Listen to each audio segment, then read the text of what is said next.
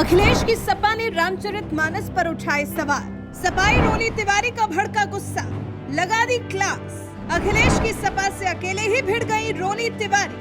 भड़के सपाइयों ने लगा दिया बीजेपी से डील का आरोप। अहीर का छोरा बोलकर रोली तिवारी ने दिया करारा जवाब।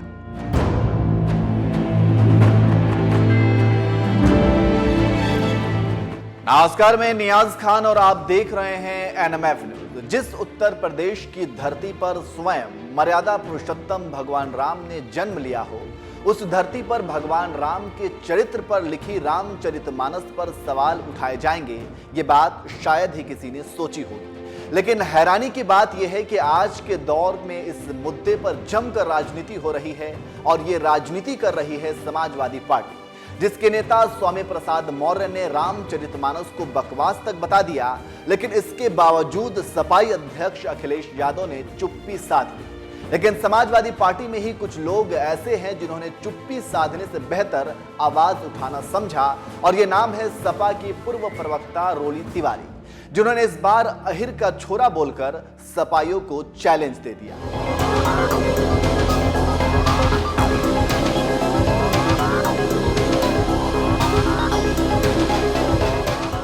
दरअसल यूपी विधानसभा चुनाव के दौरान स्वामी प्रसाद मौर्य भाजपा छोड़कर समाजवादी पार्टी की शरण में चले गए थे। शायद उन्हें लगा था कि सत्ता बदलेगी और अखिलेश की सपा सरकार बनाएगी और उस सरकार में उन्हें मंत्री बनाया जाएगा। लेकिन जब चुनावी नतीजे आए तो स्वामी प्रसाद मौर्य न घर के रहे न घाट के। समाजवादी पार्टी के साथ साथ वो भी चुनाव हार गए, यानी जनता ने उन्हें पूरी तरह से नकार दिया। मगर इसके बावजूद लगता है स्वामी प्रसाद मौर्य ने सबक नहीं सीखा और अब बहुसंख्यक हिंदुओं के धर्म ग्रंथ रामचरितमानस पर ही सवाल उठाने लगे हैं। एक बयान में तो उन्होंने यहाँ तक कह दिया था कि कई करोड़ लोग रामचरितमानस को नहीं पढ़ते, सब बकवास है। ये तुलसीदास ने अपनी खुशी के लिए लिखा है। सरकार को इसका संज्ञान लेते हुए रामचरितमानस से जो आपत्तिजनक अंश है उसे बाहर करना चाहिए या इस पूरी पुस्तक को ही बैन कर देना चाहिए। लेकिन रामचरितमानस के कुछ अंश जिसमें जातियों को इंगित करते हुए, वर्ग विशेष को इंगित करते हुए, वर्ण विशेष को इंगित करते हुए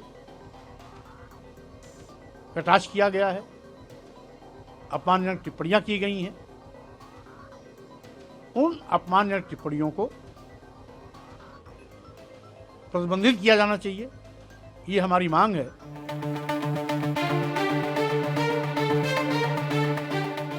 इतना बड़ा बयान देने के बावजूद सपाई अध्यक्ष अखिलेश यादव ने स्वामी प्रसाद मौर्य के खिलाफ कोई कार्रवाई नहीं की। लेकिन ये जरूरी नहीं कि रामचरितमानस पर सवाल उठाने वाले स्वामी प्रसाद मौर्य के खिलाफ अखिलेश की तरह ही तमाम सपाई नेता भी मौन व्रत धारण कर लें। कुछ लोग रोली तिवारी जैसे सपा नेता भी होते हैं जो हिंदुओं के धर्म ग्रंथ रामचरितमानस पर सवाल उठाए जाने पर अपनी ही पार्टी सपा से भी भिड़ जाने में पीछे नहीं हटते। तभी तो एक ट्वीट में सपा के पूर्व प्रवक्ता रोली तिवारी ने लिखा, स्वामी के साथ अखिलेश जी हैं, मेरे पास बांके बिहारी हैं। अब देखना यह है कि कौन सा अहीर का छोरा किस पर भारी है। बोल बांके बिहारी लाल की जय, बोलो नंद गोपाल की जय, बोलो कन्हैया लाल की जय, बोलो यदुवंशी श्री कृष्ण की जय। सपा की महिला नेता रोली तिवारी के इसी ट्वीट को देखकर समाजवादी पार्टी में जैसे हड़कंप मच गया। यहाँ तक कि सपाई प्रवक्ता मनोज राय धुपचंडी तो इस कदर बौखला गए कि उन्होंने रोली तिवारी को जवाब देते हुए यहाँ तक कह दिया, कल तक अभिभावक भाई और आज अहीर का छोरा। निर्लज्जता और एहसान फरामोशी के इस व्यवहार के लिए कौन से पद की डील हुई है भाजपा से? बिना किसी राजनीतिक संघर्ष के भी विधानसभा का चुनाव लड़वाया, पार्टी का प्रवक्ता बनाया और उसके बाद भी लालच अभी मन में बना हुआ है। शर्म नहीं आती ये सब बोलने में? रामचरितमानस का अपमान करने पर अपनी पार्टी के कद्दावर नेता स्वामी प्रसाद मौर्य को जब रोली तिवारी ने नहीं बख्शा तो भला प्रवक्ता मनोज राय धुपचंडी को कैसे बख्शती? उन्हें भी करारा जवाब देते हुए सपाई रोली तिवारी ने लिखा, भाई साहब, भगवान श्री कृष्ण को ब्रजभाषा में अहीर का छोरा बोला जाता है। अवधि में जैसे ताड़ना का अर्थ प्रताड़ना नहीं होता, ऐसे ही ब्रज भाषा में अहीर के छोरे का अर्थ भगवान श्री कृष्ण है। सकर से सुख व्यास रटे, पचिहारी तऊ पुनि पार न पावे, ताही अहीर की छोहरियां छछिया भर छाछ पे नाच नचावे। सपा प्रवक्ता मनोज राय धुपचंडी को अहीर के छोरे का मतलब समझाने के बाद रोली तिवारी ने एक और ट्वीट में तंज मारते हुए लिखा, भाजपा से आदरणीय नरेंद्र मोदी जी की जगह प्रधानमंत्री पद की डील हुई है। आप चिंता मत करिए, आपको अपना गृह मंत्री बनाऊंगी मैं। एक तरफ जहां समाजवादी पार्टी का पूरा कुनबा रामचरितमानस पर सवाल उठाने में जुटा हुआ है, तो वहीं दूसरी तरफ सपा में होने के बावजूद रोली तिवारी पूरी समाजवादी पार्टी से भिड़ गई हैं और एक एक कर सबको करारा जवाब दे रही हैं। यही वजह है कि इस बार जब रोली तिवारी ने अखिलेश को स्वामी का साथी बताते हुए कहा कि अब देखना यह है कि कौन सा हीर का छोरा किस पर भारी है, उसके बाद से ही मानो पूरी सपा में हड़कंप मच गया है।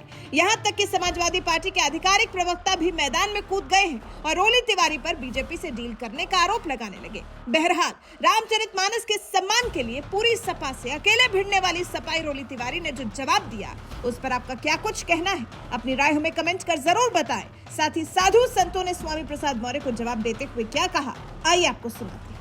साधु संत साधु हैं, भगवान के भक्त हैं और वो इस प्रकार से वो न तुम्हारे कहने से वो जल्लाद हो पाएंगे, न आतंकवादी हो जाएंगे और न इस प्रकार से कोई भी दोष साधु में नहीं आ सकता है।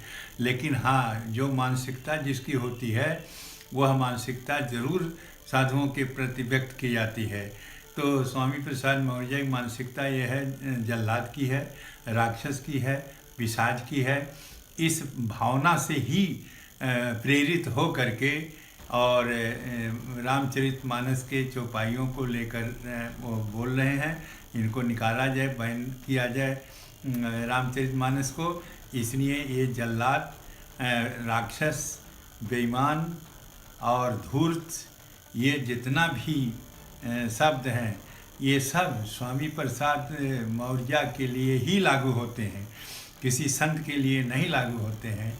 इसलिए मौर्य, तुम्हारा जो दिमाग है वो खराब हो गया है, तो पगलाए गए हो। और पागल आदमी का स्थान जो है कि तो जेल में होता है और कि तो पागल खाना में होता है।